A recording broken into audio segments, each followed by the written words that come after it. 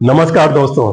19 सितंबर 1960 को कराची में भारत के तत्कालीन प्रधानमंत्री पंडित जवाहरलाल नेहरू और पाकिस्तान के president Ayub Khan Indus water treaty पर समझौता करते हैं, हस्ताक्षर करते हैं।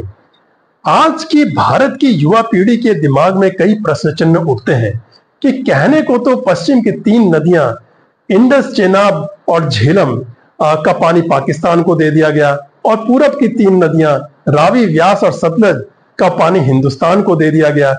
लेकिन अगर एनुअल वाटर फ्लो देखा जाए तो पश्चिम की 3 नदियों का पानी जो पाकिस्तान को दिया गया था उसका कुल बहाव था 99 बिलियन क्यूबिक मीटर्स, और जो भारत के हिस्से में पूर्वी 3 नदियों का पानी आया था वो था केवल 41 बिलियन क्यूबिक मीटर्स।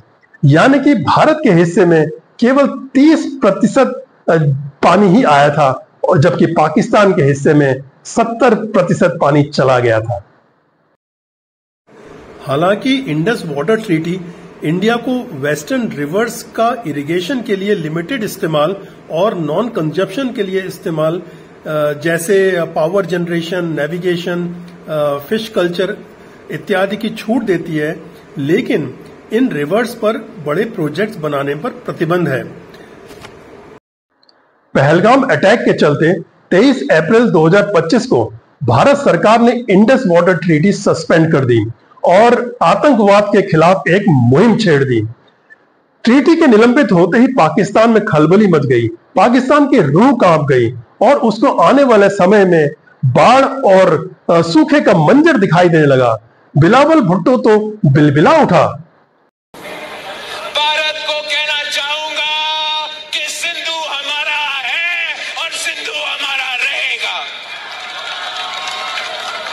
या इस दरिया से हमारा पानी बहेगा या उनका खून बहेगा। इंडस रिवर एक्चुअली में तिब्बत यानी चीन के मानसरोवर एरिया से निकलती है और भारत में डेमचौक के पास एंटर करती है। दुंगती में यह एक शार्प टर्न लेती है और साउथ वेस्ट की तरफ मुड़ जाती है और लद्दाख रेंजेस के साथ होते हुए लेह की तरफ चली जाती है। लेह में जंस्कार नदी इसमें मिल जाती है और स्कार्दू में श्योक नदी इसमें मर्ज हो जाती है। फिर यह पाकिस्तान के गिलगिट और बाल्टिस्तान से होते हुए पाकिस्तान के पंजाब और सिंध बेसिन से होते हुए कराची के पास अरेबियन सी में मिल जाती है।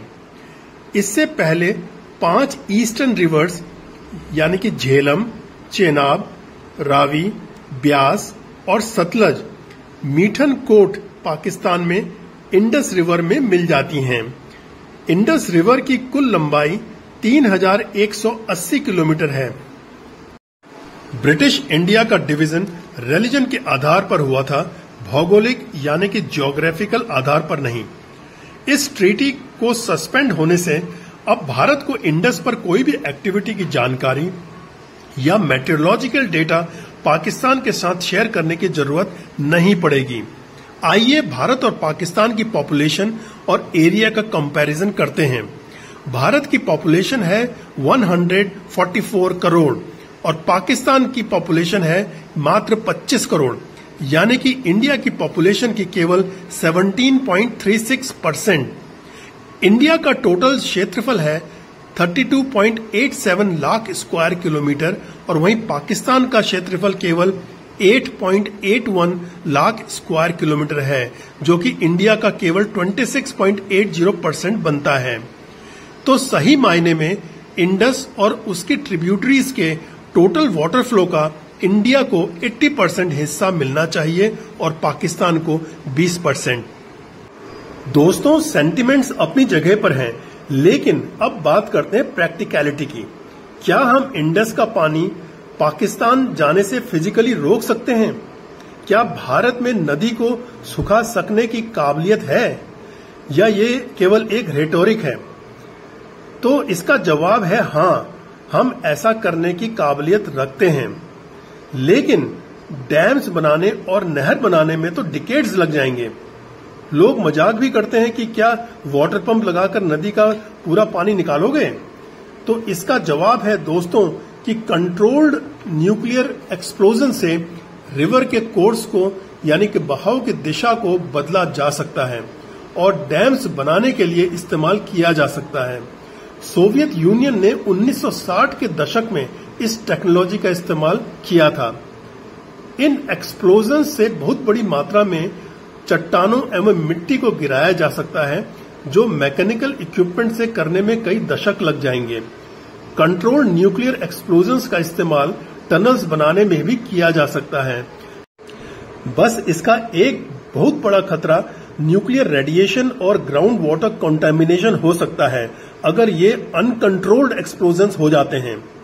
इसके रास्ते में दूसरी सबसे बड़ी बाधा है सीटीबीटी यानी कि comprehensive nuclear test ban treaty, एक अंतर्राष्ट्रीय ट्रीटी जिसमें पीसफुल पर्पसेस के लिए एक्सप्लोजन भी बैंड है, लेकिन भारत सीटीबीटी का सिग्नेटरी नहीं है।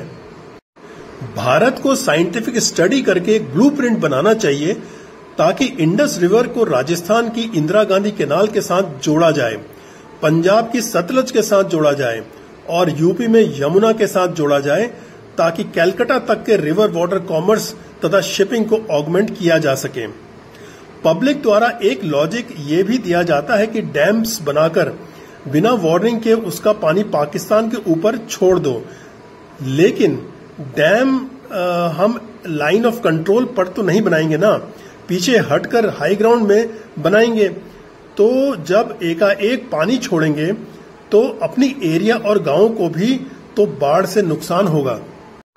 पाकिस्तान जो बार बार धमकी देता है कि violation of Indus water treaty act of war होगा, तो क्या शिमला ट्रीटी का मजाक बनाते हुए पाकिस्तान द्वारा पुलवामा और पहलगाम हत्याकांड एक्ट ऑफ वॉर से कम था?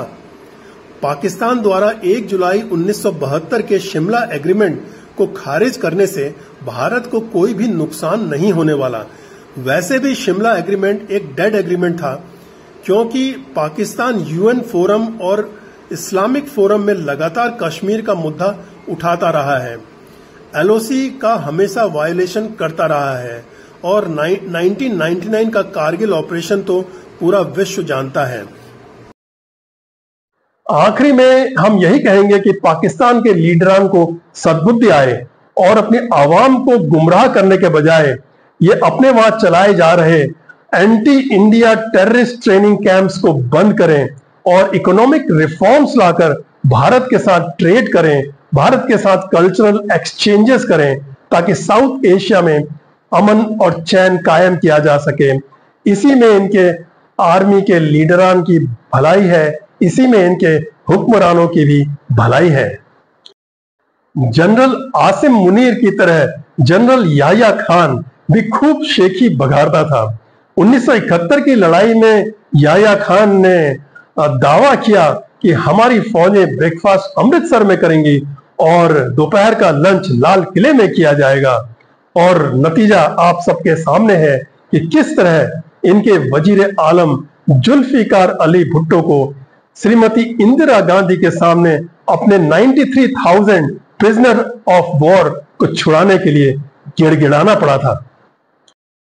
इस बार लगता है प्राइम मिनिस्टर शहबाज शरीफ की बारी है, जब भारतीय सेनाएं बलूचिस्तान और खैबर पख्तूनख्वा में घुस जाएंगी, जब भारत पीओके पाकिस्तान से वापस हासिल कर लेगा, तब शहबाज शरीफ को मोदी सरकार के सामने अपने पीडब्ल्यू को छुड़ाने के लिए दोबारा से गिड़गिड़ाना पड़ेगा।